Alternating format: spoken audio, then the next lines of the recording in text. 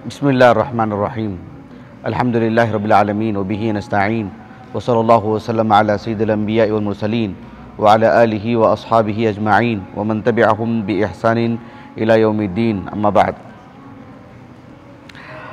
आज की जो नशिस्त है वो एक उसूली मसले के बयान से मुताल्लिक़ है। इश्तिहार में हमने जो उन्वान दिया है कि शरई अहकाम में इल्लत बयानी की अहमियत, शरई अहकाम में इल्लत बयानी की अहमियत। मैं आपको पहले मौजू समझा देता हूँ कि मौजू क्या है ताकि बात समझने में आसानी हो। मौजू ये है कि किताब व सुन्नत में, कुरान मजीद में, अहादीस मुबारका में अल्लाह सुब्हानहु व तआला की तरफ से जो भी अवामिर और जो भी नवाही है ना, अल्लाह सुब्हानहु व तआला बंदों से कहते हैं कि ऐसा करो, अल्लाह ताला बंदों से कहते हैं कि ऐसा मत करो। जो अल्लाह ताला के अवामिर और नवाही हैं नी, तो उसमें क्या सिर्फ तअब्बुद है? तअब्बुद मतलब सिर्फ बंदगी का पहलू है। जैसे मिसाल के तौर पर घर में वालिदैन या कोई मुदर्रिस या कोई भी सरपरस्त कहते हैं कि आप वहाँ जाके बैठो, फिर किसी से कहते हैं कि आप इधर आके बैठ जाओ। मसलन जब हम कहते हैं कि इधर आकर के बैठ जाओ, बात माकूल है ना कि हो सकता है बात समझने में नहीं आ रही होगी, सुनाई नहीं दे रही होगी, करीब कर रहे हैं, लेकिन किसी को कह रहे हैं कि वहाँ जाकर के बैठ जाओ। दिल में एक सवाल पैदा होता है कि नहीं होता है कि भाई सबब क्या है, वजह क्या है। हमने आपसे कहा कि हम दर्ज दे रहे हैं, आप लिखें। कहने को एक हुक्म है, लेकिन जो हुक्म दिया जा रहा है वो माकूलतुल माना है ना, माकूलुल माना है ना। बात समझ में आ रही ना कि क्यों लिखने के लिए कहा जा रहा है, या महज एक थोपने वाली बात है।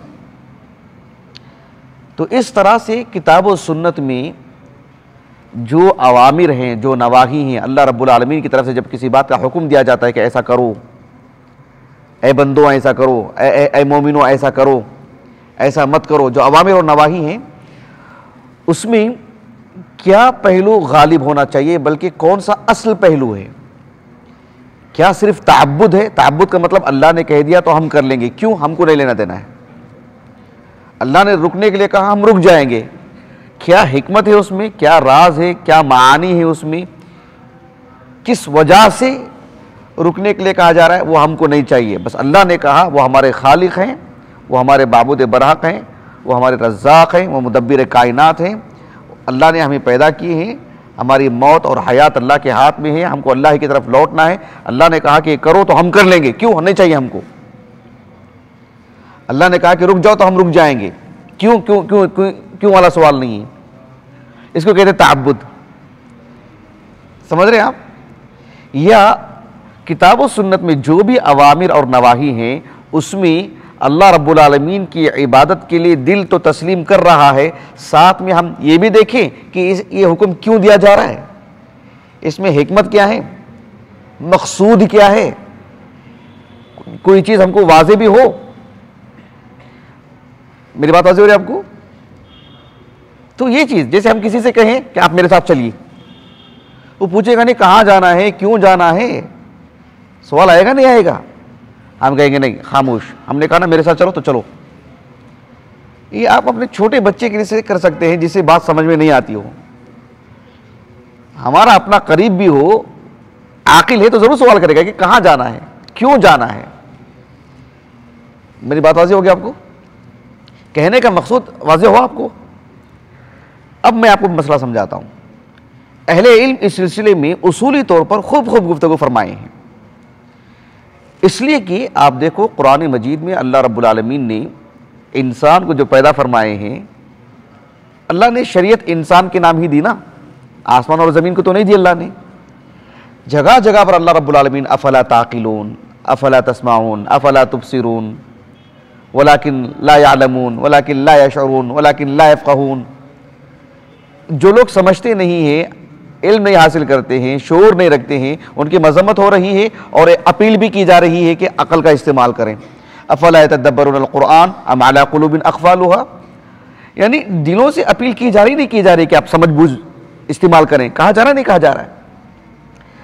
तो अल्लाह सुब्हानहू व तआला ने हमको समझ बूझ अता फरमाई है, बल्कि उसकी तारीफ की है कि युतिल हिकमत मन यशा व मन युतिल हिकमत फ़क़द ऊतिया खैरन कसीरा।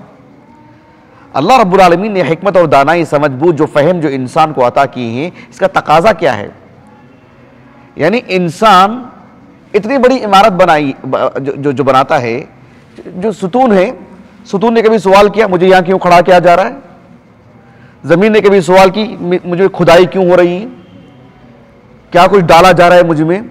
इतनी बड़ी इमारत क्यों बना रहे? नहीं, वो बस ताबेदारी अल्लाह ने मुसख्खर कर दिया हमारे, हम जैसे चाहे बना रहे, आज नहीं ज़रूरत है तोड़ दे रहे, है कि नहीं? बताइए, हमने छत को उधर बनाए हैं। कभी किसी इमारत ने सवाल किया कि इतने इतने रकबे में क्यों बनाया जा रहा है, हमारा तूल इतना क्यों है, अर्ज इतना क्यों है? नहीं ना, वो कि वो मुसख्खर हैं, ताबे हैं हमारे, हम जैसे चाहे बनाते जा रहे हैं बिइज़्निल्लाहि ताला, है कि नहीं? तो क्या इंसान भी उसी तरह का है कि अल्लाह सुब्हानहू व तआला ने हमसे जो कह रहे हैं हम बस मानते जाएं? या अल्लाह रब्बुल आलमीन ने उसकी हमें हिकमत और वजह भी बताई कि आपको ये हुक्म दिया जा रहा है इसलिए, आपको रोका जा रहा है और इसलिए। ये मबहस है आज का, ये गुफ्तगू है आज की, समझ में आई ना बात आपको? अल्हम्दुलिल्लाह। इस सिलसिले में मैं अपनी बात का आगाज करता हूं और बुनियादी बात मैं आपको ये बताता हूं कि बहैसियत इंसान और खुसूसियत के साथ बहैसियत मुसलमान, जब अल्लाह ने हमारे दिलों को बदल दिए हैं इस्लाम की तरफ, अल्लाह ने हमारी रग़बत हमें राग़िब कर दिए इस्लाम की तरफ, अल्लाह ने हमें मुसलमान बनाए हैं, तो बुनियादी तौर पर हमारा मिजाज, हमारी तबीयत ये होनी चाहिए कि किताब और सुन्नत में जो भी हुक्म दिया जाए हम अलल फौर मान जाए। क्यों बाद में? अल्लाह ने रोके हैं तो रुक जाएं ताकत के बकदर। क्यों? क्या हिकमत है इससे जो रोका गया है? नहीं, बुनियादी तौर पर यह हम इख्तियार करें, इसी में हमारी सलामती है। अल्लाह जज़ाए खैर दे शेख इब्न उथैमीन को रहमहुल्लाह, दसियों, पचासों, सैकड़ों किताबों के मुसन्निफ, सैकड़ों तहरीरें आपकी हैं, कई किताबें आपकी आ रही हैं, क्या कुछ लिखा है आपने। शेख इब्न उथैमीन रहमहुल्लाह ने शेखुल इस्लाम मोहम्मद इब्न अब्दुल वहाब अन-नजदी रहमहुल्लाह की जो किताब तौहीद है उस पर शरह लिखी है आपने, क्या नाम है उसका? अहसनतुम, उसका नाम है अल-क़ौलुल मुफ़ीद। किताब का जो अवाखिर के जो हिस्से हैं जिसमें काहिन वगैरह से रब्त रखना, ताल्लुक़ रखना, उनके पास जाना, उसमें कितनी खुतूरत है, उस मबहस की गुफ्तगू की शरह करते हुए शेख इब्न उथैमीन रहमहुल्लाह ने एक जानदार बात कही। आपने कहा अत्तअब्बुदु लिल्लाहि बिमा ला तुअरफु अल हिकमा अबलगु मिन अत्तअब्बुद बिमा तुअरफु हिकमतुहु या बिमा तुअरफु अल हिकमा लिअन्नहु अबलगु फी तज़ल्लुल। बहुत ही ईमान अफरोज बात कही इब्न उथैमीन रहमहुल्लाह ने। आपने कहा कि तअब्बुदु लिल्लाह बिमा ला तुअरफु अल हिकमा, अल्लाह रब्बुल आलमीन की तरफ से जब किसी बात का हुक्म आता है कि ऐसा करो या ऐसा ना करो, तो उसे आंख बंद करके मान जाना अल्लाह ताला की बंदगी में ये ज्यादा बेहतरी वाली बात है, ज्यादा उम्दगी वाली बात है बनिस्बत उस हुक्म पर जब एक बंदा अमल करता है, जब अच्छी तरह वाज़े हो चुका है कि अल्लाह ने यह हुक्म दिया है, हाँ क्यों सब मालूम हो चुका है, शराब हराम है क्यों, इससे इंसान की अक्ल मारी जाती है, इंसान का वक़ार ख़त्म हो जाता है, इंसान क्या कुछ, बहरहाल समझ रहे हैं आप। अच्छा, इतने सब इसमें खराबियां हैं, हाँ मैं अब रुकता हूं। लेकिन अल्लाह सुब्हानहू व तआला ने एक ऐसी चीज से भी रोके हैं जिसका हमें माना समझ में नहीं आ रहा है, उसकी वजह नहीं मालूम हो रही है, सबब नहीं मालूम हो रहा है, लेकिन बंदा उसी तरह से रुकता है। जैसे मिसाल के तौर पर एक खाई है, बहुत बड़ा गड़ा खुदा हुआ कि गड़ा है, आदमी करीब जाकर के बताता है कि देखो भी वहां बहुत बड़ा कुआं है या खाई है, दीवार भी नहीं है, आड़ नहीं है, गिर जाएंगे। हाँ बिल्कुल सही बात कही आपने, नहीं जाना चाहिए, ठीक है। एक आदमी कहता है कि आप वहां नहीं जाना चाहिए, क्यों नहीं जाना चाहिए वहां पे, बस नहीं जाना चाहिए, आपने कहा हम नहीं जाते हैं। तो ताबेदारी का में फ़र्क आ रहा नहीं आ रहा है। तो शेख इब्न उसैमीन रहमहुल्लाह कहते हैं रब्बुल आलमीन के हक़ में बंदे के लिए सबसे बेहतर यही है कि अल्लाह ने कहा तो मान जाए, उसमें हिकमत हमें नज़र नहीं आ रही, पिन्हा है, पोशीदा है, नहीं बयान की गई है, या अहले इल्म की तरफ से भी इस्तिखराज अभी उसका नहीं हुआ, हमारे इल्म में नहीं है, हम मान जा रहे हैं, करने की बात हो या ना करने की बात हो, अल्लाह ताला की बंदगी में ये कमाल का दर्जा रखने वाली बात है। बनिस्बत सब तरह की इल्लतें हमें मालूम हो चुकी हैं, सबब मालूम हो चुका है, वजह मालूम हो चुकी है, हिकमत मालूम हो चुकी है, वो गलत नहीं है।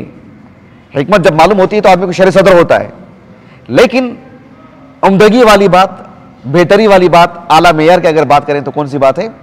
जिसमें अल्लाह रब्बुल आलमीन की बात आ जाए और अलल फौर मान जाए, बजाय इसके कि उसमें हिकमत है या नहीं है, हमारे इल्म में नहीं है।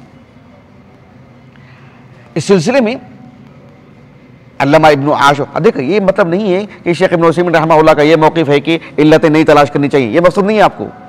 अब बताने के कमाल दर्जे की बात क्या है। अल्लामा इब्न आशूर रहमहुल्लाह अल-मक़ासिद अश-शरइय्या पर आपने बेहतरीन गुफ्तगू फरमाई है, 3 जिल्दों में किताब है आपकी इस सिलसिले में। अल्लामा इब्न आशूर रहमहुल्लाह के अगर आप तफसीर पढ़ेंगे, अत-तहरीर व तनवीर या अल-मक़ासिद अश-शरइय्या पढ़ेंगे, उसमें आपने इल्लतों के बयान से मुतालिक ऐसे मालूम होता कि मुबालगा कर रहे हैं आप। मैं आगे कुछ गुफ्तगू करूंगा उनका नाम लेकर, लेकिन अल्लामा इब्न आशूर रहमहुल्लाह ने एक बात यह भी कही कि जहां अल्लाह सुब्हानहू व तआला ने कोई हुक्म बयान करे हो, बात समझ में नहीं आ रही हो, तो बंदा तस्लीम कर ले, इसी में उसकी सलामती है। और अल्लाह की तरफ से गोया कि तालीम दी जा रही है कि जहां अल्लाह ने हिकमत नहीं बयान की है, लेकिन आप ये समझ लें कि हमारे लिए बेहतर है और अमल करते जाएं। मसलन सूरह बकरा की जो आयत करीमा है, अल्लाह ने फरमाया कुतिबा अलैकुमुल क़ितालु व हुवा कुरहुल लकुम व असा अन तकरहू शैअन व हुवा खैरुल लकुम व असा अन तुहिब्बू शैअन व हुवा शर्रुल लकुम। उसके बाद वल्लाहु यअलमु व अंतुम ला तअलमून, यानी हर हुक्म में क्या इल्लत है, क्या सबब है, क्या हिकमत पोशीदा है, आप नहीं जानते हैं। आपसे कहा जा रहा है आप कर लो तो कर लो, आपसे रोका जा रहा है तो रुक जाओ तो रुक जाओ, उसमें क्या इल्लत है वो आपको मालूम होना जरूरी नहीं है, और बहुत सारी हिकमतें आपको नहीं मालूम है। वल्लाहु यअलमु व अंतुम ला तअलमून, लेकिन आप पर फर्ज किया जा रहा है ना कुतिबा अलैकुमुल क़िताल, लेकिन व हुवा कुरहुल लकुम। सुभान अल्लाह, समझ रहे हैं मेरी बात? ये बुनियादी बात है। इसीलिए अहले इल्म कहते हैं कि किताब व सुन्नत में जितने भी अहकामात हैं, जितने भी अहकाम हैं, जितने भी अवामिर और नवाही हैं, कहा कि बेशतर ऐसे हैं जिसमें हिकमतें क्या हैं हमको नहीं मालूम। हालांकि अहले इल्म की एक वो आदत जो ये कहते हैं कि हर हुक्म के पीछे एक हिकमत है, उन्होंने तो हर तरह की हिकमत बयान की है, लेकिन जो अहले इल्म ये कहें चंद एक उलमा कि अल्लाह सुब्हानहू व तआला ने जो अहकाम नाजिल फरमाए हैं अवामिर और नवाही, उसमें इल्लतें तलाश करना, क्योंकि बेशतर अहकाम ऐसे हैं जिसमें इल्लत क्या है नहीं मालूम। अब तहारत के मसाइल को ले लीजिए आप, अब गुस्ल के तरीक़े को ले लीजिए आप, अब उसमें क्या हिकमत है, पहले ऐसे और बाद में ऐसे और ऐसे और ऐसे। वुज़ू के तरीक़े को ले लीजिए आप, तफसील में जाएंगे तो इसके बाद वो अमल, उसके बाद फिर जो इसमें जो यदि तरतीब है, मुआलात है, क्या क्या क्या है, क्या हिकमत है इसमें, 3 मरतबा हाथ धोना और वगैरह वगैरह, पैर धोने तक, समझ रहे हैं आप? इस तरतीब में यार एक वुज़ू में इतने ही आज़ा का इंतखाब क्यों, यहाँ तक ही क्यों, इसकी हदबंदी यहाँ तक ही क्यों, समझ रहे हैं आप? हालांकि अहले इल्म ने इसमें भी हिकमतें बयान की हैं। नमाज को ले लीजिए आप, 5 वक्त नमाजें उसी वक्त में, फजर की नमाज जो उस वक्त में, ज़ोहर की नमाज उस वक्त में, मगरिब उस वक्त में, इशा उस वक्त में, इसमें क्या हिकमत है? फजर की 2, ज़ोहर की 4, और इतने रुकू और इतने सजदे और ये तरीक़ा, इसमें क्या हिकमत है? समझ रहे हैं आप?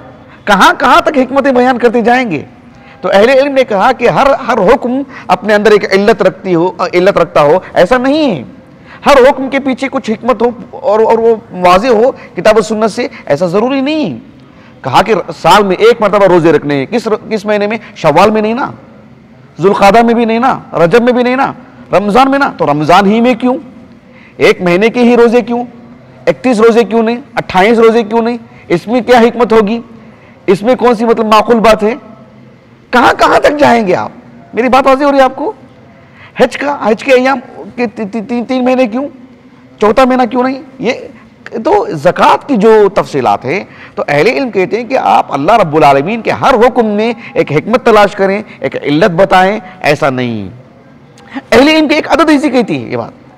खुलासा कलाम क्या है इन उलमा का कि अल्लाह सुब्हानहू व तआला हमारे खालिक हैं, हम उसके आबिद हैं, हम उसके बंदे हैं, हम उसकी मखलूक हैं। वो हमसे कहते, अल्लाह रब्बुल आलमीन कह रहे हैं कि आप ऐसा करें तो हमको कर लेना चाहिए, ऐसा ना करें हमको रुक जाना चाहिए। क्यों? वो इसके इल्लतें, हिकमतें, उसके असरार और रुमूज से हम वाकिफ होना, ये हम उसके, ये हमारे लिए नहीं, बंदगी का तकाजा नहीं है, ये कहने का मकसूद है।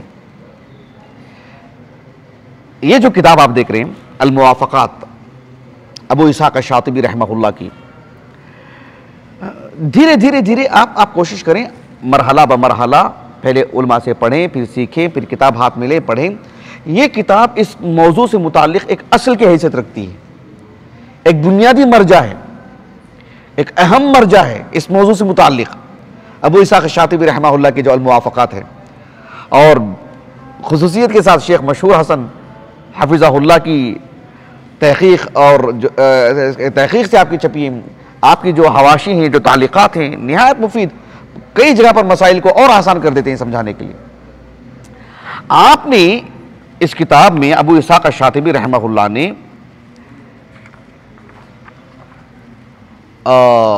अल्लामा फ़खरुद्दीन अर्राज़ी रहमहुल्लाह, हालांकि मैंने उनकी इबारत पढ़ी नहीं है, अल्लामा फ़खरुद्दीन अर्राज़ी रहमहुल्लाह से मुतालिक आपने यहाँ पर लिखा कि अहले इल्म के माबैन इख्तिलाफ है कि शरई अहकाम मुअल्लल है कि नहीं, यानी इल्लतें बयान की जाएंगी कि नहीं बयान की जाएंगी।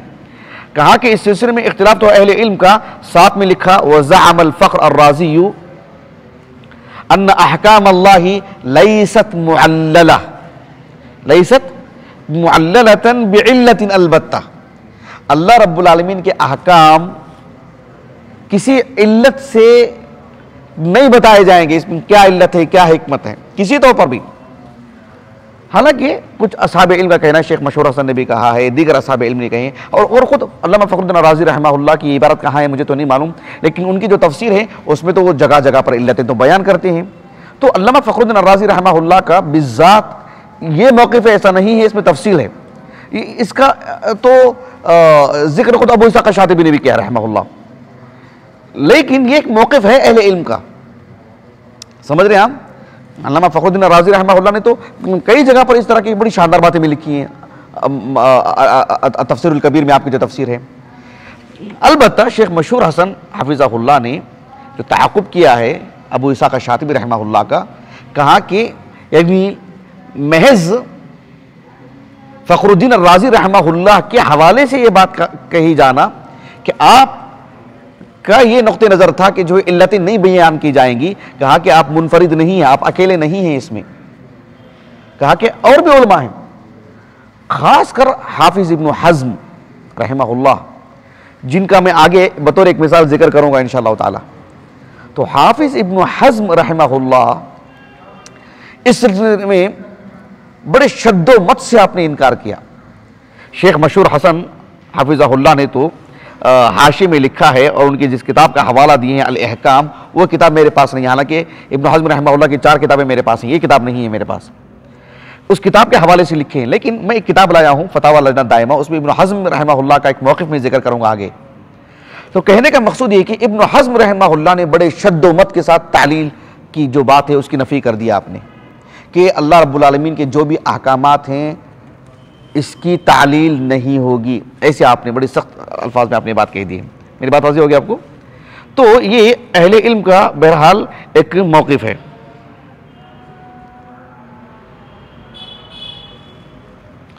इसलिए कि अहले इल्म ये कहते हैं कि जैसे मैंने इबादात की सब मिसालें दी ना, कहते हैं कि जैसे मिसाल के तौर पर मामलात की बात ले लीजिए, जैसे विरासत के मसाइल हैं, फ़लाँ को इतना, फ़लाँ को इतना, फ़लाँ को इतना, अच्छा ठीक है, इसमें क्या हिकमत है वो भी बयान करें, फ़लाँ को इतना ही क्यों। इद्दत की बात ले लीजिए आप, मुतल्लक़ा औरत है, उसकी इद्दत कितनी, उसके शौहर का इंतकाल हो चुका है किसी औरत के, उसकी इद्दत कितनी। तो क्या ये एक तअब्बुदी अम्र है कि नहीं, अल्लाह रब्बुल आलमीन ने अपनी शरीयत में इतने इतने दिन मुकर्रर कर दिए हैं, इतना इतना हिस्सा मुकर्रर कर दिए हैं, फ़लाँ जुर्म के लिए ये सज़ा मुकर्रर की गई है, बस अल्लाह ने कह दी, हो गई बात। क्या एक ताबुदी अमर है या वाक़ईतन उसमें एक इल्लत भी है, उसमें एक हिकमत भी है, जिसे एक बंदा समझ सकता है, कि जान सकता है कि हाँ इसमें ये इल्लत है, इसमें ये हिकमत है। इतने दिन जो अल्लाह रब्बुल आलमीन ने इद्दत के रखे हैं, इसमें वाक़ईतन ये हिकमत है, इतने दिन में बात नहीं हो सकती, इतने दिन में ही वो बात होती है। एक तो है ताबुदी अम्र, वो तो दिल में आ गई बात कि अल्लाह ने कह दिया तो हो गई बात, लेकिन एक होती नहीं कि एक हिकमत। समझे इस बात को?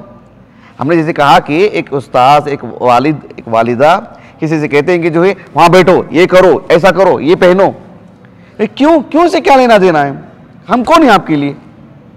समझ रहे? लेकिन जब हम बताते हैं कि आप ये लीजिए इसलिए कि ऐसा है मामला, आप ऐसा मत करो, क्यों? इसलिए कि इसमें ऐसा है, तो शर सदर होता नहीं होता है, इत्मीनान होता ही नहीं होता है। तो ये चीज, तो ये अहले इल्म का एक मौक़िफ़ है जिसे मैंने आपके सामने बयान किया है, लेकिन मैंने इसको मुलख्खस बयान किया, मुलख्खस, क्योंकि सही मौक़िफ़ यही है जिस पर हमें भी इत्मीनान है, बहैसियत एक मुहाजिर के, बहैसियत एक तालिब इल्म के। इसलिए मैं आपको इस मौक़िफ़ को बयान कर रहा हूँ। वो ये है कि हाँ, असल चीज़ यही है कि ताअब्बुद, वो तो बात आ गई। जिन उलमा ने नफ़ी की है उनको ये मकसद नहीं है कि तालील की वजह से ताअब्बुद पर असर पड़ेगा, ये मकसद नहीं है उनको। और जिन उलमा ने कहा कि अल्लाह सुब्हानहू व तआला की अवामिर और नवाही के पीछे हिकमतें भी होती हैं, एक इल्लत भी होती है, उसे समझा जा सकता है, उनको ये मकसद नहीं है कि जो है जब तक इल्लत नहीं होगी, हिकमत नहीं मालूम होगी, अल्लाह की इबादत नहीं होगी। सुभान अल्लाह, ये मकसद ही नहीं है। लेकिन इत्मीनान क़ल्ब के लिए, इंशिराह सद्र के लिए ये चीज़ें बहुत कारगर होती हैं। इसीलिए हम देखते हैं कि अहले इल्म इस सिलसिले में खासा एहतिमाम किया कि अल्लाह रब्बुल आलमीन का ये हुक्म है, इसके पीछे इल्लत क्या है, अल्लाह ने ये मना फरमाए तो इसकी हिकमत क्या है। बल्कि हम देखते हैं कि अल्लामा इब्न आशूर रहमहुल्लाह माजी करीब के उलमा में से 1973 आपका सन वफ़ात है, और हाफिज़ इब्नुल क़य्यिम रहमहुल्लाह इलामुल मवाक़िन वग़ैरह में सख्त लहजा इख्तियार किया है और कहा है कि जो फ़ुक़हा जिन उलमा ने इस सिलसिले में सुकूत इख्तियार किया या ये नुक़्ते नज़र बयान किया कि नहीं इसमें हिकमतें और इल्लतें नहीं देखी जाएंगी, या इसमें कहा कि ये सब बस ताअब्बुदी अम्र है, इसमें कोई इल्लत नहीं है, कहा कि ये क़ुसूर फ़हम की दलील है। कहा ये क़ुसूर है आपके फ़हम में, ये नक़्स है आपके फ़हम में। सख्त लहजा इख्तियार किया, कहा कि अल्लाह रब्बुल आलमीन ने जो है बेशतर अहकामात नाजिल फरमाए तो हिकमतों के साथ नाजिल फरमाए। खुद अल्लाह ने हिकमत बयान फरमाई, कुछ में अल्लाह ने हिकमत नहीं बयान फरमाई, अहले इल्म ने उसे इस्तिखराज किया। किसी ने इस्तिखराज किया, किसी ने जो है मतलब वहीं पर तवक्कुफ इख्तियार किया कि भाई हमको नहीं मालूम है, किसी को मालूम है तो उसने इस्तिखराज करके बताया। बात वाज़ेह हो गया आपको? तो ये अहले इल्म का जो मौक़िफ़ है ये राजे मौक़िफ़ है। जुमूर अहले इल्म इसी के कायल हैं कि अल्लाह सुब्हानहू व तआला ने जो अहकामात नाजिल फरमाए हैं वो यकीनन ताअब्बुदी अम्र ही है, लेकिन अल्लाह रब्बुल आलमीन ने खुद अपनी जानिब से हिकमतें बयान की हैं। रसूलुल्लाह सल्लल्लाहु अलैहि वसल्लम की बेशतर अहादीस हैं जिसमें आपने एक हुक्म दिया कि ऐसा करो और उसकी वजह भी आपने बता दी। आपने कहा कि यह हराम है और हुर्मत की इल्लत भी खुद आपने बताई, और बेशतर में नहीं बताए, अहले इल्म ने इस्तिखराज किया उसको। मेरी बात वाज़ेह हो गया आपको?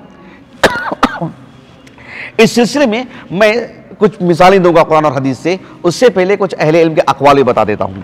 देखिए, जैसे कि मैंने कहा ना कि अल-मुवाफ़क़ात अबू इस्हाक़ शातिबी रहमहुल्लाह की, मैंने कहा ना कि इस मौजू के लिए इंतहाई दर्जे की कीमती किताब है, ये इंतहाई दर्जे की कीमती किताब है इस मौजू के लिए। अल-मुवाफ़क़ात मक़ासिद शरिया को समझने के लिए, शरीयतों के इल्लतों से वाकिफ़ होने के लिए, हिकमतें क्या क्या हैं, उससे उसके क्या ज़वाबित हैं, ये सब जानने के लिए।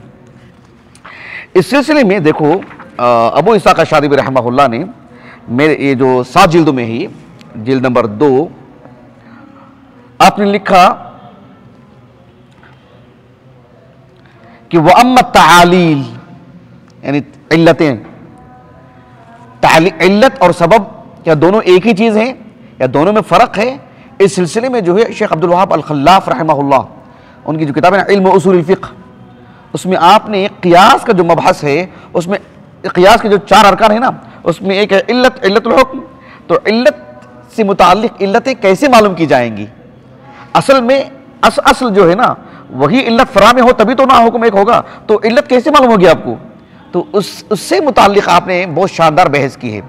तो उसमें आपने सबब और इल्लत को एक ही बताया है, लेकिन एक जगह पर जाके दोनों बदल जाते हैं।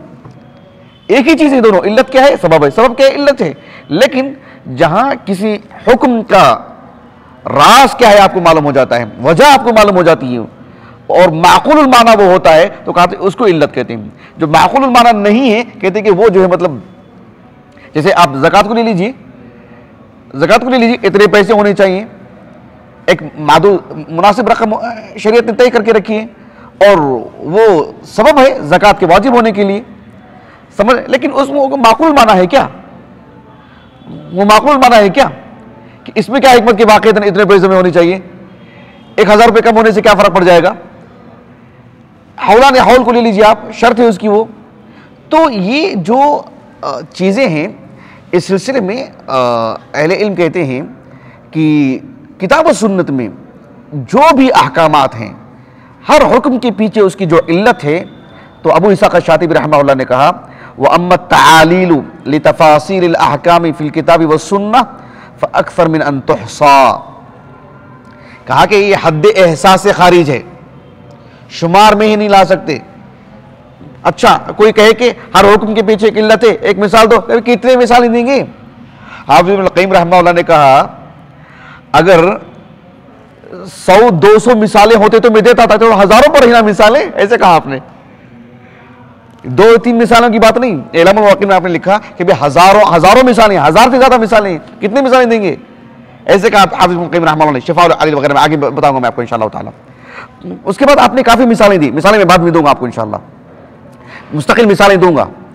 लेकिन आपने कहा वो अम्मत तालीलु लितफासील अहकाम फिल किताब व सुन्नह, कहा कि फअक्सर मिन अन तुहसा, शुमार में नहीं ला सकते। इतनी मिसालें हैं किताब और सुन्नत में कि एक हुक्म है, या तो आप अल्लाह सुब्हानहू व तआला हमें करने का हुक्म दे रहे हैं या मना कर रहे हैं, और उसके पीछे खुद किताब और सुन्नत में खुद अल्लाह की तरफ से इल्लत बताई जा रही है, नबी की तरफ से इल्लत बताई जा रही है। और बेशतर ऐसे भी अहकाम व मसाइल हैं जिसमें अहले इल्म ने इस्तिखराज किया कि इसमें क्या इल्लत है, क्या हिकमत है इसमें।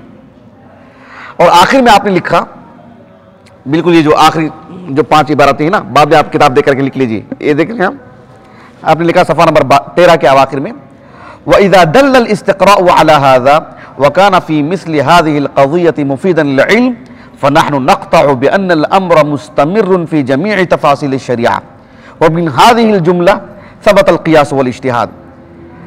आपने बड़ी उम्दा बात कही, समझ रहे हैं। उसूल पढ़ने वाले तलबा के लिए तो बेहद बेहद बेहद अहम जुमला है। आपने कहा इज्तिहाद का दरवाजा बंद है क्या, क़यामत तक के लिए खुला हुआ है ना। यानी क़ियास का जो मबहस है वो कुल्ली तौर पर इज्तिहाद से जुड़ा हुआ है कि नहीं। ऐसे में क़ियास एक मुस्तकिल शरई दलील है, उसमें कुल मिलाकर के जो उसका जो लुब्बे लुबाब है, खुलासा कलाम जो है, जिसे फहवाए कलाम कहते हैं क़ियास में, वो तो इल्लतों का बयान है ना। जब इल्लतों का बयान ही सरे से जो है मतलब खत्म कर दिया जाए, तो फिर ये इज्तिहाद और क़ियास और ये सब चीजें सब मुअत्तल हो जाएंगी। तो शरई एतबार से इल्लतों का जो मामला है, इल्लत बयानी का जो मामला कितना अहम है, देखिए बता दोगे आपको ये चीज अबू इसाक़ शातिबी ने कही रहमहुल्लाह। इस सिलसिले में शेखुल इस्लाम इब्न तैमिय्या रहमहुल्लाह के जो मजमू अल फतावा हैं, ये 37 जिल्दों में हैं। आप लोग उस वक्त जामिया में नहीं थे, मैं गालिबन मैं समझता हूँ लॉकडाउन से भी पहले 4-5 साल होने जा रहे हैं। शेख फहद शायद हो सकता वाकिफ़ हों। हमने मजमू अल फतावा जो है शेखुल इस्लाम इब्न तैमिय्या रहमहुल्लाह का, इसको किस साहिब इल्म ने तरतीब दिया है और कब तरतीब दिए हैं, इस पर हमने मुस्तकिल दर्स दिया। हमने बता दोगे आपको शेख अब्दुर्रहमान जो हैं, उनकी हमने मुकम्मल सीरत बयान की, जिन्होंने इसे तरतीब दिया है।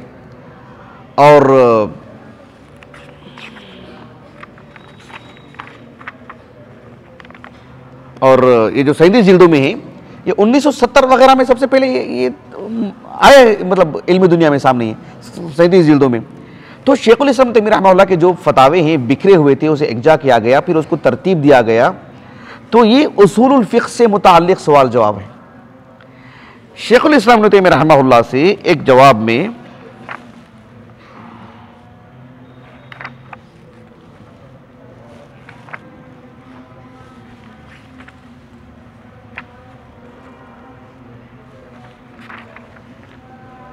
कहाँ है इसका सफ़ा नंबर? मैंने लिख के रखा था ना।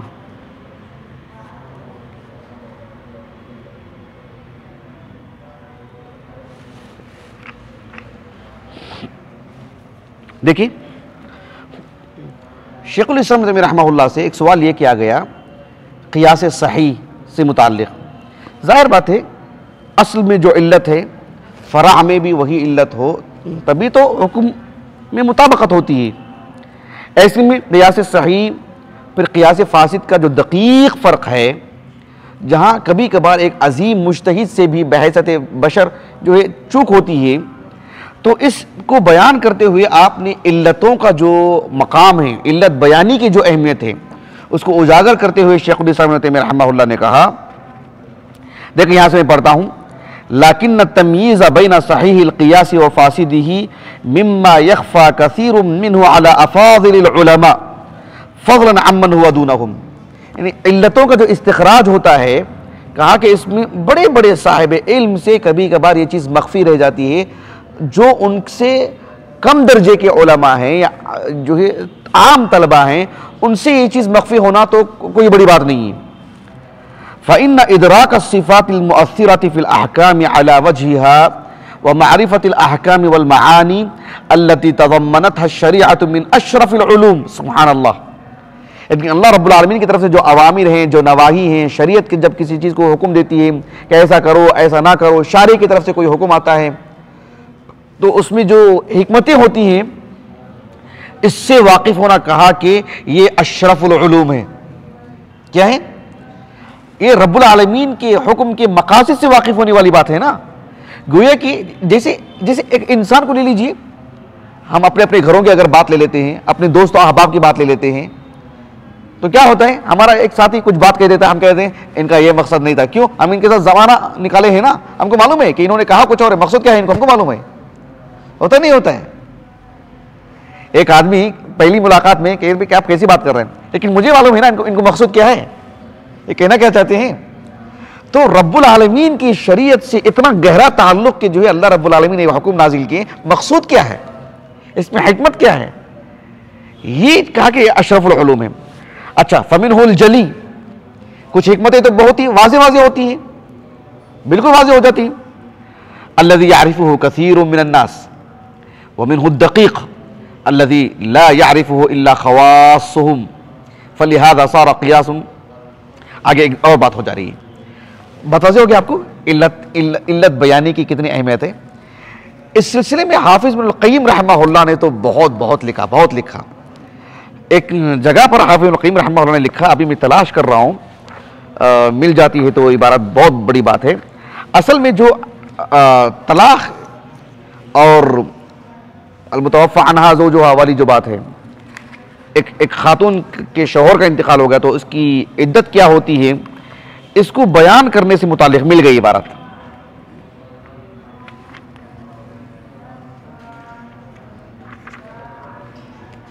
हाफिज़ इब्नुल क़य्यिम रहमहुल्लाह ने बड़ी तफसील से लिखा कि इसमें इतनी आदत है, इसमें इतनी आदत है, इसमें इतनी आदत है, क्या हिकमत है, सब कुछ तफसील से लिखा। और आपने उन लोगों पर रद्द किया जो ये कहते हैं कि नहीं, ये बस अमर ताअब्बुदी है, अल्लाह रब्बुल आलमीन ने उसके लिए वो आदत मुकर्रर की, वो आदत मुकर्रर की तो बात हो गई। इस सिलसिले में ये खोज में नहीं रहना चाहिए कि इसमें क्या हिकमत है। हाफिज़ इब्नुल क़य्यिम रहमहुल्लाह ने कहा, कितनी बड़ी बात है, देखिए ये एलामुल मुवक्किन, ये भी 6 जिल्दों में शेख मशहूर हसन की तहक़ीक़ से छपी है किताब। ये इसकी जिल्द नंबर 2 में जो मैंने कहा ना कि इद्दत तलाक़, इसकी हिकमत क्या है, फिर और इससे मुताल्लिक़ात जो मबाहिस हैं, उसमें एक बात आपने ये बयान की कि जो लोग ये कहते हैं कि महज अम्र ताअब्बुदी है, इसमें हिकमतों के पीछे नहीं पड़ना चाहिए। आपने कहा अन्नहु लैसा फी शरीअति हुक्मुन वाहिदुन, अन्नहु लैसा फी शरीअति हुक्मुन वाहिदुन इल्ला वलहु मानन। कहा कि शरीयत में कोई भी हुक्म ऐसा नहीं है कि जिसकी कोई हिकमत नहीं हो, ना बयान की गई हो या हिकमत ना हो, इल्ला वलहु मानन व हिकमा। कहा कि यअकुलु मानाहु मन अक़लहु व यख़फ़ा अला मन ख़फ़िया अलैहि। किसी से ये चीज़, किसी पर ये चीज़ वाज़ेह होगी और किसी से ये चीज़ मख्फ़ी रहेगी। अल्लाह सुब्हानहु व तआला किसी को फ़हम और दानाई अता करेंगे, किसी को इतना गहरा इल्म अता करेंगे, इतनी बसीरत अता करेंगे कि वो इस्तिख़राज कर लेंगे कि इसमें क्या हिकमत है, और किसी को वो नहीं मालूम है। नहीं मालूम होना ये इस बात की दलील है कि इसमें हिकमत ही नहीं है, ऐसी बात की इब्नुल क़य्यिम रहमहुल्लाह ने। लेकिन ये जो आप देखो अभी जो मैंने बयान किया ना, इसके आगे पीछे के 100 सफ़ात पढ़ लीजिए आप। हाफिज़ इब्नुल क़य्यिम रहमहुल्लाह ने इबादत का एक इबादत हो, मुआमलात हो, एक जुज लिया आपने, उसमें क्या हिकमत सब बयान किया आपने। बहुत दिलचस्प। हमारे जो मुहाजरात जो होती है ना, आमतौर पर ये एक रुख देने वाली होती हैं। सब तफसीलात तो हम आपको नहीं बता सकते। आप पिछले के आगे पीछे 100 सफ़ात पढ़ लीजिए जो मैंने अभी आपको बताया। एक मामला लेते हैं इबादत का, मुआमलात का, और बताते हैं कि इसमें क्या हिकमत है, सुभान अल्लाह। अच्छा, हाफिज़ इब्नुल क़य्यिम रहमहुल्लाह ने इसमें देखो, ये जो देख रहे हैं आप इलामुल मुवक्किन की जिल्द नंबर 5, इसमें एक मुस्तकिल मौजू है। ये देखो, मिम्मा यंबग़ी लिल मुफ्ती अन यज़कुरल हुक्म बिदलीलिही। हाफिज़ इब्नुल क़य्यिम रहमहुल्लाह कहते हैं कि मुफ्ती पर ये यानी समझ लीजिए कि वाजिबात में से है कि जब उनसे कोई इस्तिफ्ता करते हैं, मसला पूछते हैं, तो हाँ कर लो, नहीं ऐसा नहीं करना, इतना नहीं कहना चाहिए, दलील पेश करो। कहा कि हुक्म सुनाने के साथ दलील भी पेश करें कि आप ऐसा करो, क्यों? इसलिए कि अल्लाह के रसूल की ऐसी हदीस है सल्लल्लाहु अलैहि वसल्लम। आप ऐसा ना करें, क्यों? रसूल सल्लल्लाहु अलैहि वसल्लम ने मना फरमाया, आयत पढ़ी, हदीस पढ़ी। सिर्फ ये कि मतलब आप ऐसा करें, आप ना करें, ऐसा नहीं। इस सिलसिले में हाफिज़ इब्नुल क़य्यिम रहमहुल्लाह ने एक बात कही कि वमन तअम्मल फतावा नबी सल्लल्लाहु अलैहि वसल्लम अल्लज़ी क़ौलुहु हुज्जतुन बिनफ़्सिही रआहा मुश्तमिलतन अला तंबीह अला हिकमतिल हिकम व नज़ीरिही। कहते हैं कि अगर कोई अल्लाह के रसूल के फतावों पर नजर रखे, क्या मतलब फतावों की? नबी से जिसने भी सवाल किया, नबी फी नफ्सिही एक दलील है ना। अल्लाह के रसूल जब कहते हैं कि हाँ हो गई बात, वो आप खुद एक दलील हैं। कहते हैं कि नबी करीम सल्लल्लाहु अलैहि वसल्लम से कोई सवाल करते तो सिर्फ आप हाँ या नहीं ऐसा नहीं जवाब देते थे। हाँ क्यों, उसकी इल्लत बताते थे। नहीं करना है, क्यों नहीं करना है, उसकी वजह बताते थे।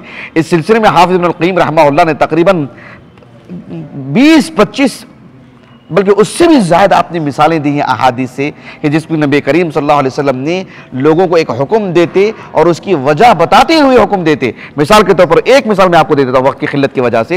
अल्लाह के रसूल सल्लल्लाहु अलैहि वसल्लम ने जब इसको मना फरमाया कि एक आदमी रुतब जो होते ना, रुतब खजूर, पक्के खजूर, एक है तम्र किसको कहते हैं? सूखे खजूर को। कि दोनों का वजन एक ही होगा क्या? या दोनों की मतलब समझ रहे हैं इस बात को? आप रुतब जो होते हैं सूखने के बाद वो और कम हो जाते हैं ना, वो दोनों एक दूसरे के बदल हो सकते हैं क्या? नहीं हो सकते हैं। अल्लाह के रसूल सल्लल्लाहु अलैहि वसल्लम ने यानी इसकी वजह ये बताई कि जो है सिर्फ ऐसा नहीं आपने कहा कि ये इसका एक मुतबादिल नहीं हो सकते, सिर्फ इतना नहीं कहा आपने, कहा कि ये जब सूख जाते हैं तो क्या वो दोनों मतलब सूखने के बाद अब जो इसका वजन है उतना ही वजन होता है या कम हो जाता है वजन? समझ रहे हैं आप? आज रुतब है, रुतब पक्के खजूर हैं, एक सूखे खजूर हैं। सूखे खजूर की जो उसका जो वजन होता है, जो पक्के खजूर हैं, क्या सूखने के बाद फिलहाल अब उसका जो वजन है उतना ही वजन रहता है या घट जाता है? घट जाता है ना। जाहिर बात है आप जब उसके मुकाबिल ला रहे हैं तो उसी एतबार से मुकाबिल में ला रहा ना, फिलहाल क्यों मुकाबिल में ला रहे हैं? इतनी तौजीह करके आप उसकी हुर्मत को बयान करते, ऐसी नहीं हुर्मत को बयान करते। मैंने एक मिसाल दी आपको इसी, ऐसे हाफिज़ इब्नुल क़य्यिम रहमहुल्लाह ने कई मिसालें दी। आप जरूर पढ़िएगा इसको। मेरे कहने पर अगर आप इक्तिफा कर लेंगे और बस ये समझ लेंगे हाँ इब्नुल क़य्यिम ने कई मिसालें दी, तो आपको वाज़ेह कहां से हुआ? वो मैं तो पढ़ लिया हूं ना, मुझे फायदा हुआ है, लेकिन आपको कब फायदा होगा? आप पढ़ेंगे तब फायदा होगा। तो लाजमी तो पर आप इसको पढ़ें। हाफिज़ इब्नुल क़य्यिम रहमहुल्लाह ने आगे लिखते हैं, देखो, वल मक़सूद अन्न शारिअ मअ कौनि क़ौलिही हुज्जतन बिनफ़्सिही युरशिदुल उम्मत इला इदलिल अहकाम व मदारिकिहा व हिकमिहा, कि शरीयत अल्लाह सुब्हानहु व तआला शारिअ, अल्लाह जब किसी का हुक्म देते हैं तो हो गई बात, वो खुद एक दलील, अल्लाह हुक्म दे रहे हैं तो, लेकिन अल्लाह सुब्हानहु व तआला हुक्म देते हुए उसकी इल्लत भी बयान कर रहे हैं। कितनी अहमियत है इसकी। तो एक आलिम दीन को कितना एहतिमाम करना चाहिए जब वो दीन बताता है किसी को। समझ रहे हैं इस बात को? अब जरा तसव्वुर कीजिए, आप पढ़ रहे हैं, क्लास में हैं, आप अपने घर में हैं, आपका कोई सरपरस्त है, आपसे कहता है ऐसा करो ऐसा मत करो, कितनी उलझन रहती है ना दिल में, दिल कितना तंग हो जाता है, आदमी अमल करने के लिए राजी नहीं होता है। भाई क्यों करवाया जा रहा है, क्या मकसद क्या है इसमें, है कि नहीं? भाई आप लोग ऊपर नमाज पढ़ रहे हैं, आपसे देखा कि ऊपर नमाज पढ़ो, सवाल पैदा हुआ नहीं कि भाई क्यों, कोई वजह तो हो, कोई माकूल वजह तो हो, वजह तो बता दी जाए। कहा कि हमने कह दिया ना बस ऊपर नमाज पढ़ना है, और पढ़ने को पढ़ लेंगे क्योंकि उसका मुआखजा होता है, लेकिन अगर बता दी ये वजह बता दी जाए कि जो है ये और ये वजह है, अब यहाँ बताने की जरूरत नहीं, इसलिए कि ये चीज़ बाहर जा रही, आपको समझाने के लिए बता रहा हूँ कि मगरिब में ऊपर पढ़ना आपके लिए ये वजह है, फजर में ऊपर पढ़ना आपके लिए ये वजह है, तो फिर तो आप खुशदिली के साथ जाएंगे ऊपर। लेकिन वजह नहीं मालूम है, बस बात थोपी जा रही कि भाई आप ऊपर चले जाएं, तो फिर इंसान में वो खुशदिली नहीं आती, वो इंशराह सदर नहीं होता है। तो कहा कि अल्लाह ताला जब किसी चीज का हुक्म दे रहे हैं तो अल्लाह सुब्हानहू व तआला, नबी जब हुक्म दे रहे हैं तो फिर नफ्सी दलील है वो, लेकिन आप हिकमत के साथ ही बयान करते हैं कि ऐसा करो क्योंकि इसमें ये हिकमत है, इसमें ये वजह है, इसमें ये इल्लत है। बेशतर ऐसी मिसालें हैं। आगे मजीद हाफिज इब्न क़य्यिम रहमतुल्लाह ने एक और बात लिखी, अहादीस बयान किया आपने, बेशतर अहादीस, क़िताअत, मिसालें। आगे आपने कहा वकज़ालिका अहकामुल कुरआन युरशिदु सुब्हानहू फ़ीहा इला मदारिकिहा व इललिहा, और मिसालें भी दी आपने, वयसअलूनका अनिल महीज़ कुल हुवा अज़न, क्यों कुल हुवा अज़न कहा, फ़अतज़िलुन निसा फ़िल महीज़। आगे भी आपने बहुत सारी मिसालें दी और कहा फ़अमर सुब्हानहू नबिय्यहू अन यज़कुर लहुम इल्लतल हुक्म क़ब्ल अल हुक्म, अल्लाह सुब्हानहू व तआला ने अल्लाह के रसूल को सिर्फ हुक्म सुनाने का हुक्म नहीं दिया, बल्कि हुक्म सुनाने के साथ साथ इल्लत भी बयान करने का हुक्म दिया। कहा मा अफ़ा अल्लाहु अला रसूलिही मिन अहलिल क़ुरा फ़लिल्लाहि वलिर्रसूलि वलिज़िल क़ुरबा वल यतामा वल मसाकीन वब्निस सबील, ये तो हुक्म हो गया। अच्छा वजह क्या है, कई ला यकून दूलतन बैनल अग़नियाइ मिनकुम, ये वजह, सिर्फ हुक्म ना सुनाए लोगों को, वजह भी बताएं। सुब्हानअल्लाहिल अज़ीम, अंदाज़ा लगाइए आप। मिसालें कुछ दूंगा मैं आगे इंशाअल्लाह, समझ में आएगी बात आपको कितनी अहमियत है इसकी। अब ये देखिए, मैं फतावा लजना दायमा जो है ना, इसके दो मजमुए हैं। पहला मजमुआ 26 जिल्दों वाला है, दूसरा मजमुआ 9 जिल्दों वाला है, नहीं अफन 11 जिल्दों वाला है। फतावा लजना दायमा क्या है, इसमें किस तरह के फतावे हैं, किन किन के फतावे हैं, किसने इसको तरतीब दिया है, कब हुआ है, इस पर भी मुस्तकिल मैंने मुहाज़रा दिया हूँ, मैं यूट्यूब पर मौजूद है अल्हम्दुलिल्लाह, कभी आपको एक और मरतबा बताऊंगा। लेकिन आज के लिए जो बात बतानी है,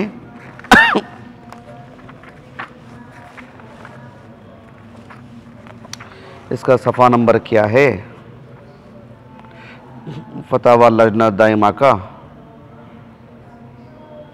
312। अच्छा देखिए मिल गया, फतावा लजना दायमा। एक सवाल आया इनको, इस लजना को, इस कमेटी को, आलमी सतह की कमेटी है, इस कमेटी को एक सवाल यह आया कि जैसे इंसान का जो कारोबार होता है, एक दुकान है, किसी भी दुकान को, कपड़े की दुकान ले लीजिए मिसाल के तौर पर, कपड़े की जो दुकान है तो उसको जो ज़कात निकालनी है किस एतबार से, क्या सिर्फ इस एतबार से निकालनी है कि उसने जो कारोबार किया है, जो उसको असल माल जो होता है ना, असल पैसा जिस पर उसने इतना माल जमा करके रखा है, तो उस पर जो फ़ायदा उसको मिला है, मनफात जो हुई है, फ़ायदा जो हुआ है, क्या वो इतनी मिक़दार में जमा हो जाए जिस मिक़दार को शरीयत ने एक सबब बताया है ज़कात के वजूब के लिए, क्या सिर्फ उस पर ही ज़कात है, या ज़कात निकालते वक्त जो उसका जो अरूज़ तिजारा है ना, जो तिजारत का जो माल रखा हुआ है, इतनी मतलब मान लीजिए कि 5 लाख का माल रखा हुआ है, तो 5 लाख का माल जो है वो भी उसमें जम कर दिया जाए।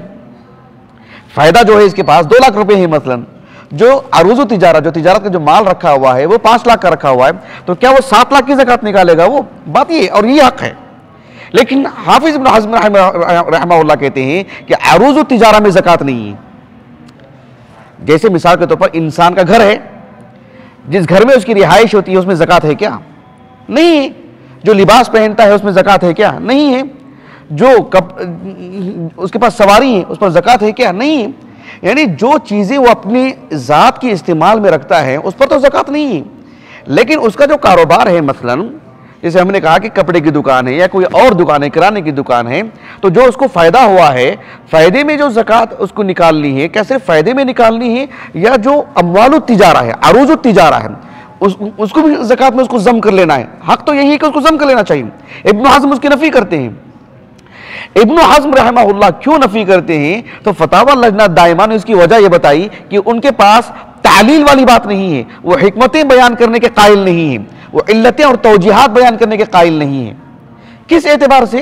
यानी बात यह है कि हाफिज इब्न हज़्म रहमहुल्लाह ने यह बात कह दी कि भाई इस सिलसिले में कोई नस नहीं है ना, इस सिलसिले में कोई नस नहीं है ना कि अरूज़ तिजारा में ज़कात है, लेकिन दरअसल शरई एतबार से जो मकसद है, जो तालील है, उसको पेश नज़र रखना चाहिए। वो पेश नज़र क्या है? यानी ज़कात किस में निकाली जाती है? नुकूद में ना, सोने में, चांदी में, रकम में, जो पैसे नकद हैं उसमें ना, है कि नहीं बताइए? तो इंसान का जो घर है उसमें ज़कात नहीं है, क्यों? उससे उसको नकद जुड़ा हुआ है क्या उससे? वो तो रिहायशी चीज़ है। इंसान का जो लिबास है उसमें कसब मकसूद है क्या? पैसे कमाना मकसूद है क्या? नहीं, उसका अपना जाती लिबास है। लेकिन जो अरूज़ तिजारा है उसमें मकसूद क्या है? नतीजा और गायत क्या है? गायत तो नकद ना, उससे उसको पैसा मिलने वाला है ना। बात समझ होगी आपको? दोनों में फर्क हुआ नहीं हुआ? एक आदमी के पास जमीन रखी हुई है अपने जाती काम के लिए, उस पर तो ज़कात नहीं है, लेकिन अगर बे मकसूद हो, बेचना मकसूद हो, फरोख्त करना मकसूद हो, तो ज़कात है नहीं उस पर। वजह क्या है? बात जमीन की नहीं, बात उस गायत और नतीजे पर है कि आपको उससे नकद मिलने वाली है, उससे आपका कस्ब जुड़ा हुआ है। नुक्ता वाज़ेह हो आपको? तो ये जो चीज़ है इब्न हज़्म ने उसकी नफ़ी की। देखो फतावा लजना दायमा ने, मैं सब बातें नहीं बताऊंगा, देखो सिर्फ उन्होंने जो नफ़ी की है उसकी जो तौजीह मैं बताता हूँ।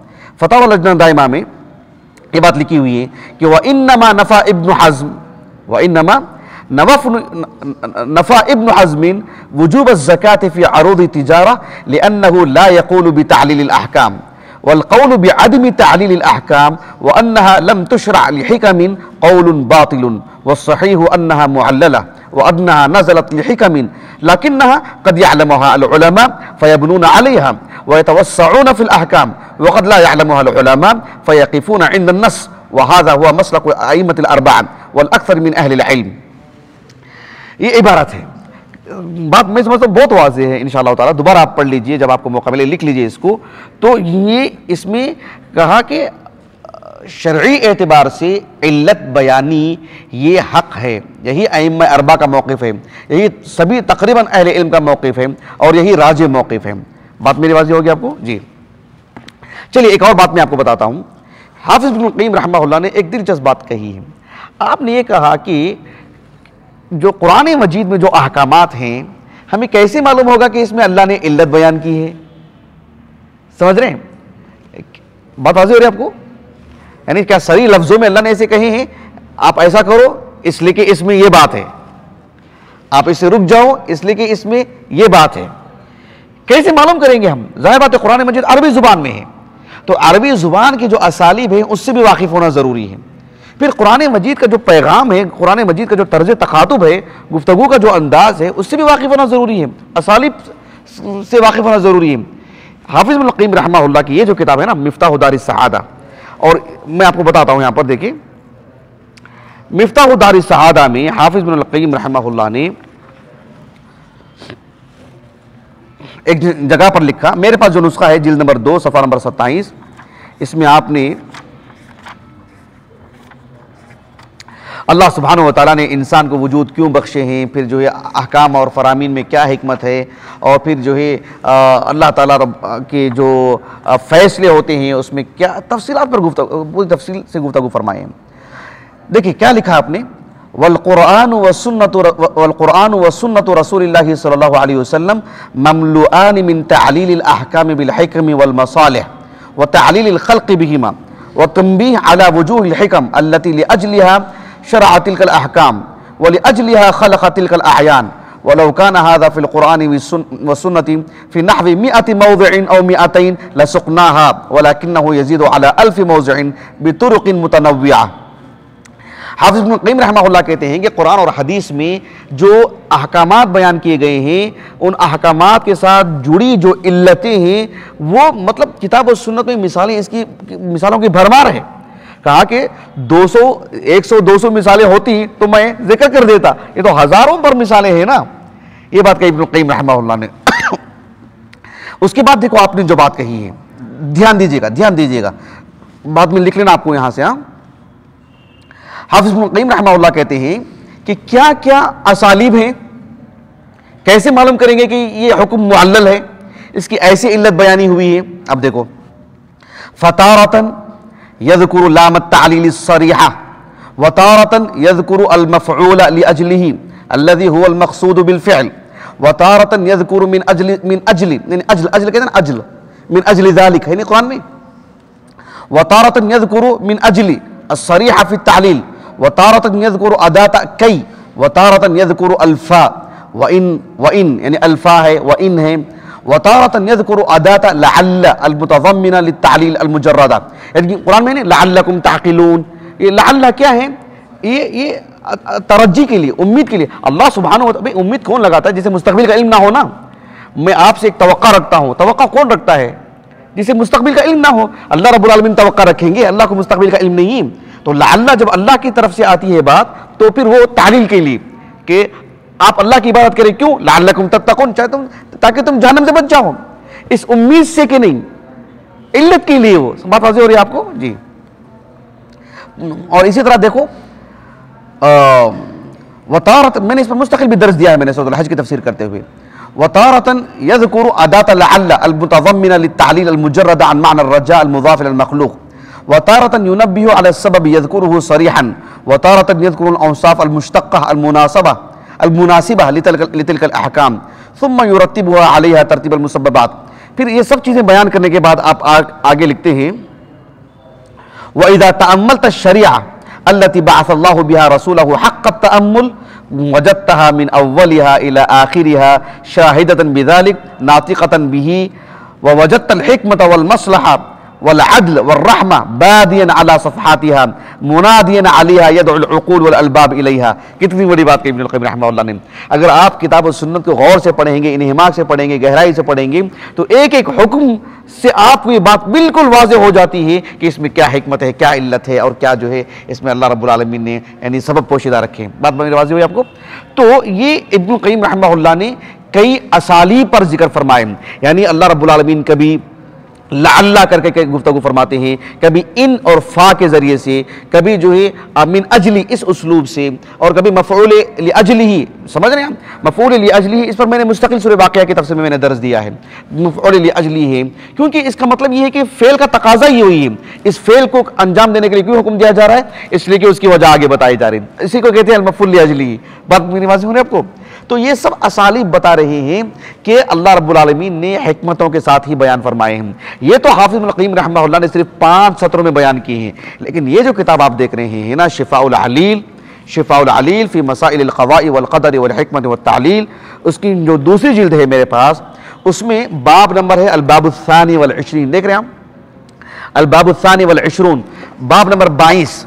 इस 22वें बाब में हाफिज़ इब्नुल क़य्यिम रहमहुल्लाह ने जो बात समझाने की कोशिश की है कि फ़ी इस्बात हिकमत रब्ब तआला फ़ी ख़ल्क़िही व अम्रिही व ज़िक्रिल गायातिल मतलूबति लहू बिज़ालिक वल अवाक़िबुल हमीदा अल्लती युफ़अलु लिअजलिहा व यअमुरु लिअजलिहा।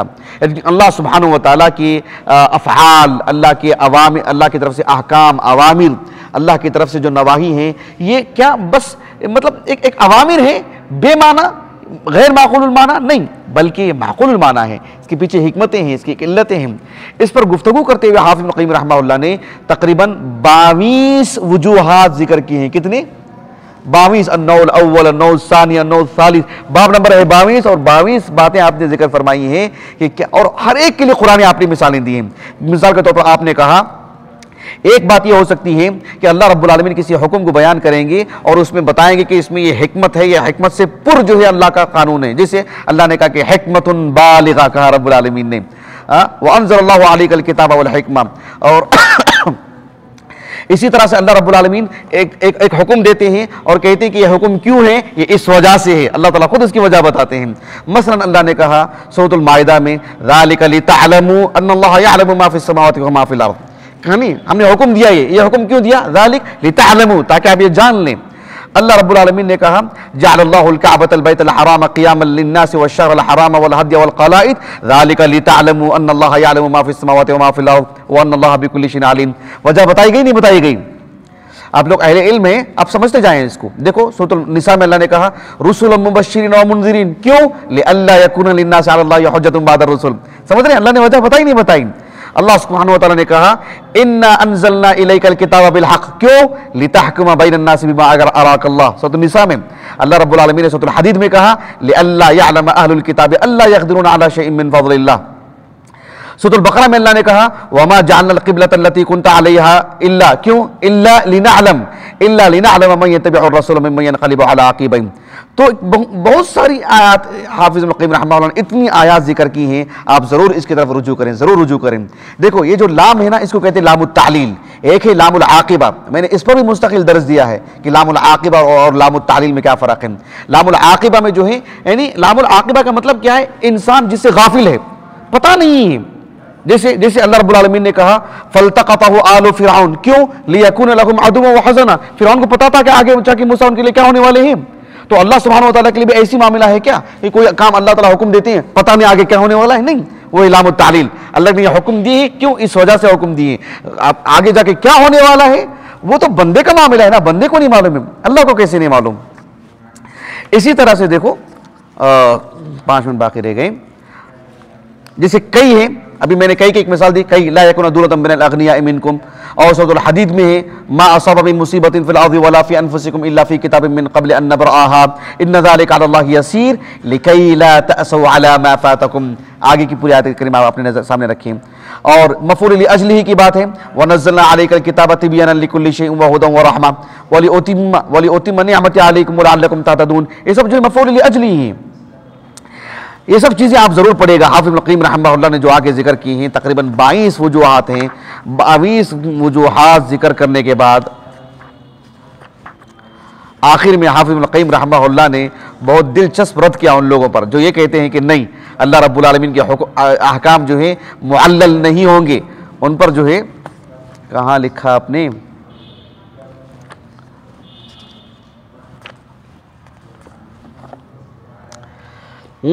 देखो आपने आखिर में लिखा वहाज़ा क़ौलु जुमहूर अहल इस्लाम व अक्सर तवाइफ नज़्ज़ार व हुवा क़ौलुल फ़ुक़हा क़ातिबा इल्ला मन खल्लल फ़िक़्ह नाहियतन व तकल्लम बि उसूल नफ़ात।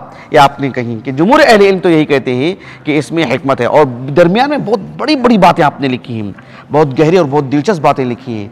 कहा कि एक इंसान एक काम करता है, उसकी अगर वजूहात नहीं मालूम होती है तो बहुत बड़ा ऐब है। अल्लाह रब्बुल आलमीन की अहकाम में, फ़रामीन में, अवामिर में, नवाही में इल्लत ना हो तो कैसे, समझ रहे हैं आप इस बात को जी। अलबत्ता अहले इल्म ने इसके कुछ ज़ाब्ते बयान किए हैं कि भी क्या क्या ज़वाबित हैं। मैं बुनियादी तौर पर 2 ज़ाब्ते आपके सामने रखूँगा। बाज़ अहले इल्म ने कहा कि एक उसूल ये है कि अल-इल्लतुल मनसूसतु मुक़द्दमतुन अलल इल्लतिल मुस्तंबतति। बात समझ आपको, यानी एक आयत करीमा है, एक हदीस है, एक आयत है, एक हदीस है, उसमें एक हुक्म दिया गया है और हुक्म की वजह भी बता दी गई है, सबब भी बता दिया गया है, इल्लत भी बता दी गई है। अल्लाह की तरफ से जब एक इल्लत बता दी गई है तो वो मुक़द्दम होगी, वो इल्लत मुक़द्दम होगी। एक आलिम उसी हुक्म से एक इल्लत इस्तिंबात करते हैं तो उसको मुक़द्दम रखा जाएगा, ऐसा नहीं। समझ रहे भाई, यानी मिसाल के तौर पर हमने एक बात कह दी और हमने ही बता दिया कि इसमें क्या हिकमत है, समझे इस बात को, अब उसको मुक़द्दम रखा जाएगा। ऐसा नहीं कि मेरी बात सुनकर के अब अपनी तरफ से वो एक अलग से जो है हिकमत बयान कर रहे हैं, नहीं, हमने जो हुक्म दिया है, हमने जो हिकमत इख्तियार की है, वही हिकमत मुक़द्दम होगी। समझ में आई बात आपको। तो मिसाल के तौर पर अल्लाह के रसूल की जो मारूफ हदीस है सही बुखारी की, इसके किताब बदल खल्क़ की, अल्लाह के रसूल ने कहा सल्लल्लाहु अलैहि वसल्लम, आप लोगों ने सभी इस हदीस को पढ़ा है जो कम से कम बुलूग़ुल मराम पढ़ लिए हों, किताब तहारा में, कि जो मक्खी किसी के बर्तन में अगर जो है मतलब पानी सयाल वगैरह चीज़ में गिर जाए तो क्या करना चाहिए, फलयुग़मिसहु कहा अल्लाह के रसूल ने, उसको डुबो देना चाहिए। अच्छा, ये तो हुक्म हुआ ना, ये तो हुक्म हुआ ना, इल्लत बताई नहीं बताई अल्लाह के रसूल ने, क्या इल्लत बताई अल्लाह के रसूल ने सल्लल्लाहु अलैहि वसल्लम, फ़इन्ना फ़ी अहद जनाहिही शिफ़ाउन, उसके एक पर में शिफा है। समझ रहे, जिस पर से वो गिर रही है उसमें दा है, और अगर आप उसको डुबो देंगे तो फिर उसकी जो बीमारी, उसमें जो मर्ज था वो मर्ज खत्म हो जाएगा, जो शिफा है वो शिफा बहरहाल हमको मिल जाएगी उससे। तो ये जो अल्लाह के रसूल ने हुक्म दिया और हुक्म के साथ इल्लत भी बयान की ना अल्लाह के रसूल ने, समझे इस बात को, बात वाज़िह नहीं हुई। तो ये जो इल्लत है मनसूस है ना, ये इल्लत मनसूस है, ये किसी मुज्तहिद का इज्तिहाद है, मनसूस है ना। लेकिन बाज़ अहले इल्म ने एक और इल्लत बयान की, क्या बयान की, दरअसल क्या है कि मक्खी हो कि मच्छर हो कि या इस जैसी जितने भी हशरातुल अर्ज़ हैं वो सबके लिए एक ही हुक्म है। क्यों, इसलिए कि उनके अंदर खून नहीं होता है। अब ये इल्लत बता रहे हैं, भाई ये इल्लत तो आपका इस्तिंबात है ना, और वो इल्लत तो नस है ना, मनसूस जो इल्लत है वो मुकद्दम होगी। अब उसको रख करके आप कियास नहीं करेंगे सभी हशरातुल अर्ज़ के लिए, किसी की जान में जा सकती है। समझ रहे हैं आप? ये जो उसकी एक पर में शिफा वाली बात है, ये जो इल्लत अल्लाह के रसूल ने बताई है कि जिस पर से वो गिर रही है उसमें मर्ज है, ये तो मनसूस इल्लत है ना। क्या वो मनसूस इल्लत मच्छर के लिए भी है और दीगर हशरातुल अर्ज़ के लिए भी नहीं है ना? तो फिर मनसूस जो इल्लत होगी वो मुकद्दम होगी मुस्तंबत इल्लत पर। बात मेरी वाज़ेह होगी आपको जी। एक और जो है कायदा ये बताते हैं अहले इल्म, और भी कवायद हैं। एक और कायदा ये बताते हैं कि कुल्लु इल्लतिन तऊदु अला नस्स बिइब्तालिन फहुवा बातिल। क्या मतलब है? यानी अल्लाह के रसूल ने एक हुक्म दिया और उस हुक्म में कोई ऐसी इल्लत बयान कर रहे हैं जो इल्लत के उस हुक्म को ही खत्म कर दे रहा है। समझ रहे? मिसाल के तौर पर अल्लाह के रसूल सल्लल्लाहु अलैहि वसल्लम ने कहा कि अगर मेरी उम्मत पर मशक्कत ना होती तो हर नमाज के लिए मैं मिसवाक का हुक्म देता। लअमरतुहुम बिस्सिवाक इंद कुल्ली सलाह, है ना, इंद कुल्ली सलात। अब कुछ अहले इल्म ने यह तावील की कि इंद कुल्ली सलात से मुराद इंद कुल्ली वुजू, कहा कि वुजू के वक्त में हुक्म देते, क्योंकि मस्जिद में मिसवाक करना मुनासिब नहीं है। ये जो आप इल्लत बयान कर रहे हैं कि मस्जिद में मुनासिब नहीं है, इसमें इस्तिक़ज़ार वाली बात है, इसमें गंदगी वाली बात है, ये आप नस के मुकाबिल आप ऐसी तावील पेश कर रहे हैं जो नस को ही खत्म कर दे रहा है। जो तावील के नस पर ही ज़र्ब लगा है वो तावील ही बातिल है। तावील नहीं, क्या मैंने कहा, तालील। ऐसी इल्लत बयानी नहीं होनी चाहिए। मिसाल के तौर पर आप देखो, अहनाफ असर की नमाज कब पढ़ते हैं? ताखीर से पढ़ते हैं ना, जबकि शरई नक़्ते नज़र से आप देखो असर की नमाज को अफजल वक्त में पढ़ना चाहिए। और अगर कोई अफजल वक्त में पढ़ लेता है, सूरज अभी अभी अभी जो बिल्कुल काफी बुलंदी पर है, तो नवाफिल पढ़ सकते हैं? नहीं पढ़ सकते हैं? बिल्कुल पढ़ सकते हैं। लेकिन सूरज जब बिल्कुल ज़वाल गुरूब की तरफ करीब आ जाए तब जो है नवाफिल नहीं पढ़ना है। लेकिन अहनाफ क्या करते हैं कि असर की नमाज को ताखीर से पढ़ने को पसंद किया। उसकी इल्लत उन्होंने क्या बयान की? कहा कि इस ऐसी सूरत में जो असर के बाद जो नफिल नमाजों पर अल्लाह के रसूल ने पाबंदी लगाई ना, तो फिर असर की नमाज को ताखीर करेंगे तो फिर एक शख्स के लिए आसानी हो जाएगी कि नफिल नमाजें कसरत से पढ़ सकता है वो। आपने ये इल्लत बयान की बात फुक़हा हनफिया ने, तो आपने जो इल्लत बयान की है, जो अफजल वक्त में नमाज पढ़ने की जो तालीम दी जा रही है, उस पर वो हर्फ आ रहा नहीं आ रहा, उस पर ज़र्ब लगनी नहीं लग रही, तो ऐसी इल्लतें काबिल कबूल नहीं होंगी। समझिए आप इस बात को। चलिए मैं अपनी बात को ख़त्म करता हूँ। आखिरी बात, ये जो किताब देख रहे हैं आप, अल मुस्तस्फ़ा मिन इल्मिल उसूल, इसमें एक फ़ायदे की बात आपने बताई है, ये अबू हामिद अल ग़ज़ाली की रहमहुल्लाह। अब देखो इसका भी सफ़ा नंबर आ, मैंने सफ़े नंबर लिख कर के लाए थे,